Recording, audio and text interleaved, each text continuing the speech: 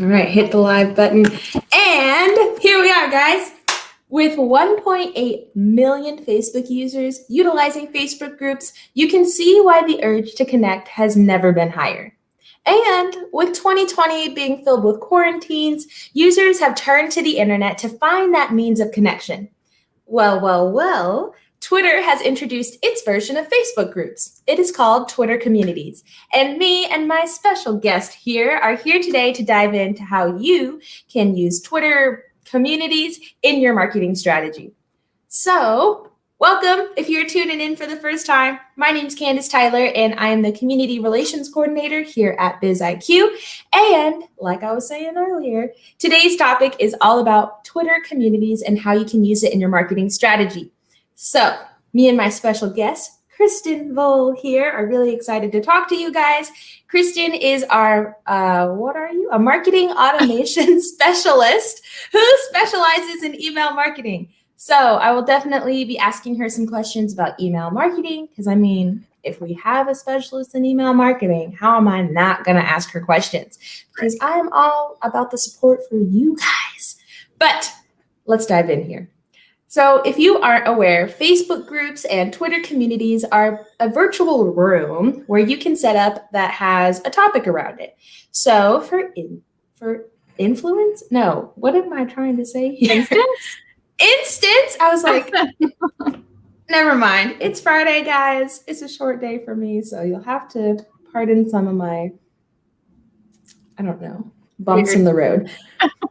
Anyways, some Facebook groups that I'm currently in is actually AZ Brides to Be, and I am in love. Oh my gosh. Not only do I get some advice from brides that are going through the same thing that I am and like pulling their hair out with planning, there's also a ton of vendors in there, and it's just a great group to get a lot of ideas for my wedding. But Kristen, give us your perspective on Facebook groups and Twitter communities. Do you use them in your personal life? What do you got? I do, Candice. So I've joined several groups, things for like local activities in my neighborhood, marketing groups, because I always need to stay up on trends. There is a group that we created for condo owners in my neighborhood specifically. And when I decide to nerd out a little bit on my Cricut machine, when I tap into my creative side, I have joined a couple Cricut groups to just get some inspo from some other fellow Cricketers, as we call them. So definitely use them myself. And I really do think that they're a great new step in social media, giving users the opportunity to find relevant and faster content in a much easier format. Wait. Hold the phone. You have a Cricut machine? I do. Oh my gosh. Well, now I know where I'm going for all of my cutesy wedding DIY needs. You've got the hookup. Right. But let's talk about leverage here. Kristen, can you explain why these message boards are a goldmine for business owners and marketers? Absolutely. So as a business owner or a marketing professional, you want to be sure you're spending your time and money pushing your content and product or service in this case to a targeted audience. Brands can tap into those hungry markets and send out relevant content to new and committed users. Plus, some of these new communities will also be further split, so geographically. So that means that you might be able to tap into some other cities or regions that you maybe haven't been able to prior. Yes, I love it. And chances are there is one with your target audience, just like Kristen was saying. So if you are a, I don't know, local hardware store owner in Evansville, Indiana, there's probably a Facebook group for local contractors, or maybe even there's a DIY board. You know, the sky's the limit here. But what's even better from these posts is that they're automatically featured in your timeline and your feed. So while you're mindlessly scrolling, you are not just mindlessly scrolling anymore, you are discovering business opportunities, which sounds like some awesome brand awareness, Kristen. Can you speak more to the importance of brand awareness? Is this brand awareness? Yes. So real quick though, did you choose Evansville, Indiana because I'm from Indiana? No, actually, that's where my family's from. It's from Evansville, Indiana. Oh, what a coincidence. Yeah. I'm from South Bend, Indiana. So what a Yes. small world. And I have family in South Bend as well. My cousin is a guidance counselor up at the high school up there. Very cool. Well, I know. we might have to connect on that later. But Probably okay. related. All right. Well, getting back to brand awareness. So it's kind of like, have you ever heard people refer to themselves as Apple people or Nike people or even Trader Joe's people? That's what we as marketers call brand awareness. So it represents how familiar your target audience is with your brand and how they recognize it.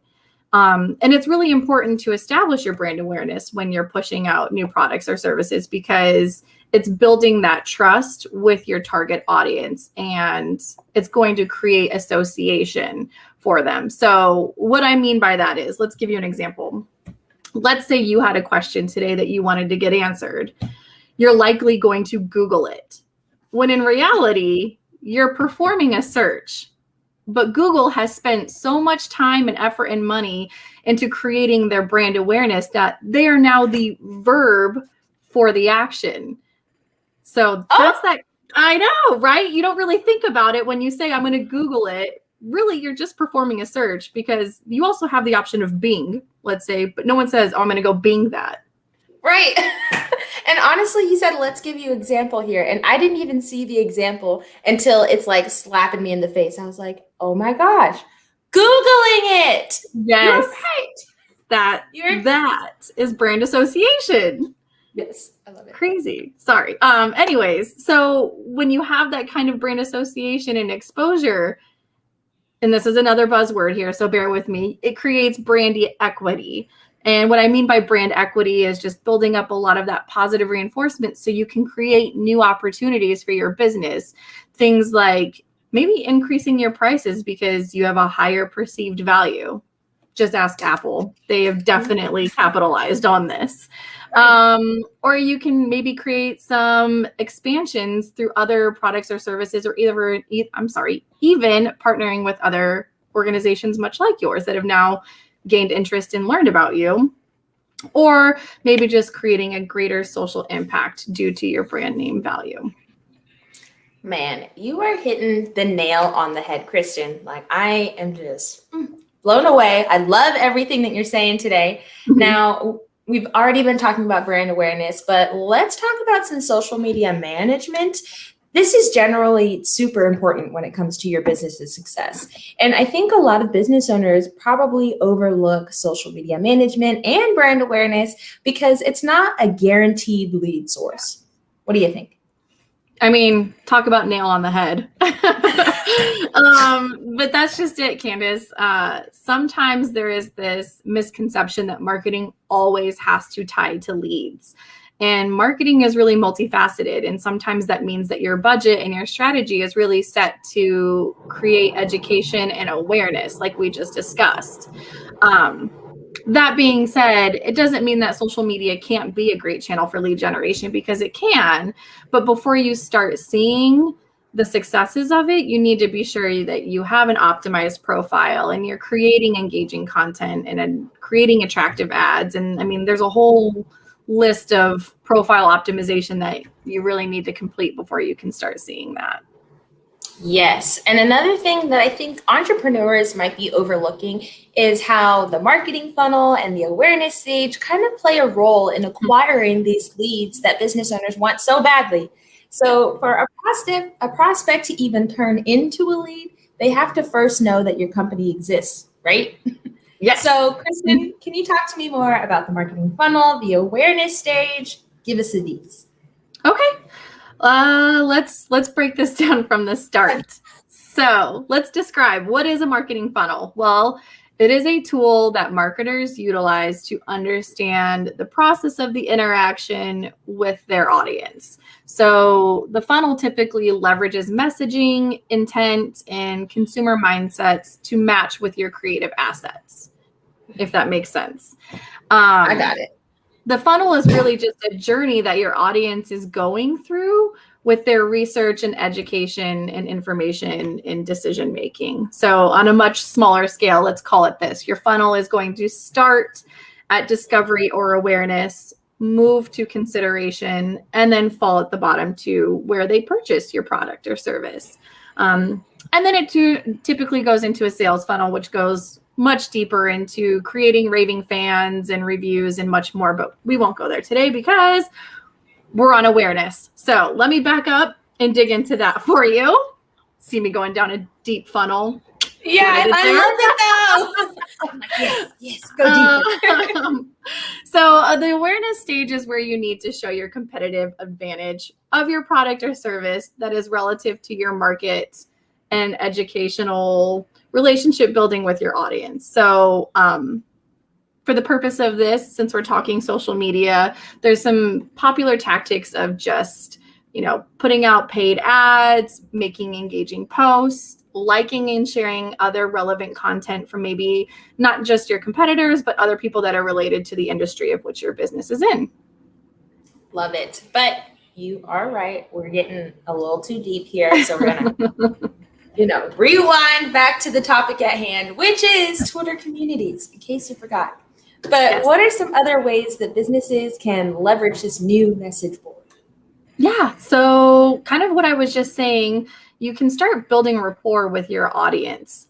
Joining other groups can keep you updated on what other companies and industries are doing. So remember, you want to stay updated on current trends and tactics and ideas and not fall behind, not just, again, within your industry, but with what other companies are doing, that you might be able to borrow some of their ideas. And some of those ideas might actually click and create you to be maybe a little bit different than your competitor.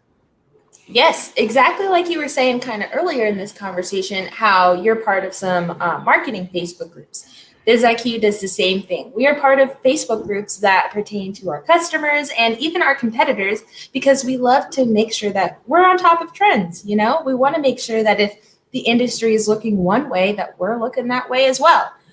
But Kristen, if a business owner is listening to us right now and they are ready to take the next step into Twitter communities, what should they do first? Well, it's pretty simple. As I mentioned earlier, you've got to make sure the basics are done. Create and optimize your profile. Mm-hmm. And now that they have a profile, we encourage you to fill out all of the profile information, meaning add a profile picture, add a cover photo, put your website in. But there is one part of the Twitter profile that personally, I get caught up on. But what is their bio and what should it contain? Is there method to the madness? I mean, there is, and it really can be tailored to your business and your industry. But one thing that I always tend to suggest is a fully built out profile should reflect your business and also provide avenues to engage in additional content of yours. So there's a really great tool out there called Linktree. I know you use it, Kandice. Linktree is a really great tool where it actually puts just one small URL in your bio, but when your users click on it, it takes you to a really user-friendly and attractive page where you have multiple links that they can click on, and it can take people to either your blogs or maybe your services page or maybe a downloadable piece of content, whatever it may be. But Linktree is a really great tool that I think a lot of businesses should be putting and utilizing in their bios. Yes, and if you want an example of what the perfect Linktree setup looks like, I would encourage you to go over to BizIQ's Instagram account because we use Linktree, and your famous community relations coordinator set it up. So You can have a little example there. But that is awesome advice. One thing I do want to talk about is how Twitter is not like Facebook. It's a little bit more like the Wild West, in my opinion. Twitter is where people go to, one, be entertained, and two, get niche relevant content. Kristen, do you have any tips on how our viewers can be successful on Twitter? I do. Okay. Let's think. So kind of what I've said already, start following other companies and users. So maybe, for example, follow some of your competitor accounts and maybe some accounts that might be the best in your niche. So back to your example, let's say you're a local hardware store. I would definitely be following Lowe's and Home Depot, some of those bigger companies, just to see what they're doing and how you can keep up with them as well. Maybe start joining some of the new communities on Twitter where your product or service makes sense. So, definitely diving into your demographics and seeing where you resonate most. I would definitely be joining some of those groups in those areas. And then most importantly, and this one will get a little bit lengthy, would be to create a social media strategy. And I know that's not just like a blanket statement. There's a lot that goes into a strategy. So things like building a calendar of not just when to publish, but what you want to publish. And, that also means not just content that you've created, but you can share other people's content as well. Yes, I know you do that as well. And in addition to that, not just sharing their content, but engaging with it. So maybe going to some of those pages and liking and commenting and starting a discussion, maybe in the comments section.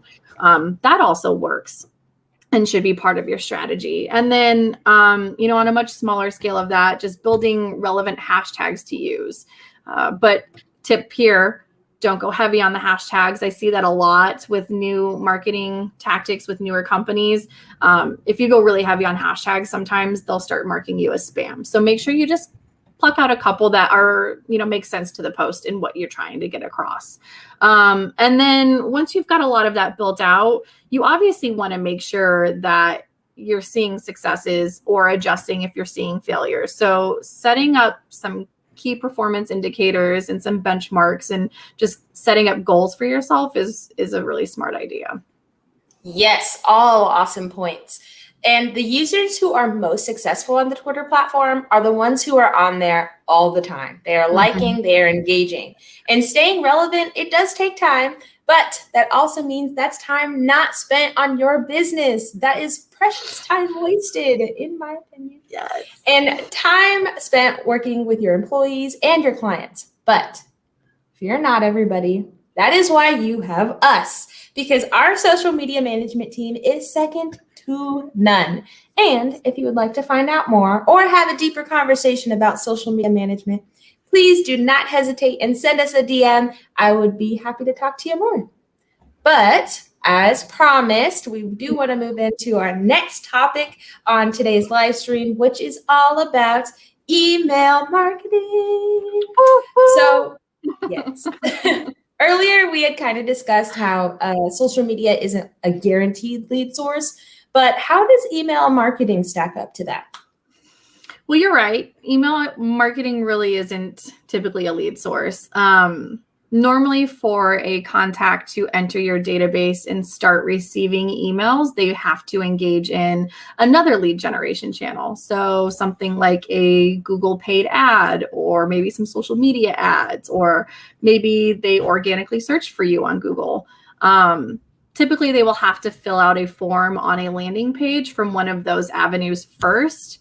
And then that's when all the magic of what I do happens. Email and marketing automation really is a great way to help guide your leads through that marketing funnel we talked about earlier. Providing them with the relevant content, sorry, I just lost my train of thought. Providing them with the relevant content and triggering the content based off of their actions. Did they click? Did they not click? Who are they in their company? There's a whole list of possibilities of how you can build out your marketing automation tools. And it's super robust, especially depending on which tool you have. But I'm getting out of line here. Let me bring myself down. Sending the content that is tagged to your funnel stages will help flow your lead through that funnel. And then voila, before you know it, they're at the bottom of the funnel. They're speaking to your sales team, or maybe they are checking out in your shopping cart, if that all makes sense. Yes, I followed every single word. Oh, great insight. So if someone is listening today and they're ready to dive into email marketing, what would be your suggestions? Ooh, okay. take your time when looking into your marketing automation / email provider. There are so many out there. And you likely already have some sort of database or CRM tool, and you need to make sure that they can integrate with your email tool. That is going to be huge, because if the two systems can't talk to each other, a lot of those automation tactics I was just talking about with action-based workflows and email series, it just can't happen, at least effectively. So the next thing I would say is to segment. Look at me going in threes. Segmentation of your list is super important. And I know that gets a little bit deeper into when you start talking personas and company roles, but at minimum, when you're starting email marketing, you have to make sure that your contacts are at least separated into two lists. And that first one is your leads and your prospects, keeping that messaging different from your second list, which is your customers. So for example, you don't want to be sending the same content to your customers that you would your leads, because your customers have already purchased. So you don't need to be selling them or telling them why they should choose you. You should be sending your customers content on thanking them for why they did, telling them what's new with your business, and maybe educating them on some upcoming products or services that you might be working on. Does that make sense? Yes. Okay. Well, I'll leave it at those two, because let's be honest, I could go on and on, as I've already geeked out several times now into your questions, but we might just have to plan a whole Facebook Live for email marketing, Kandice.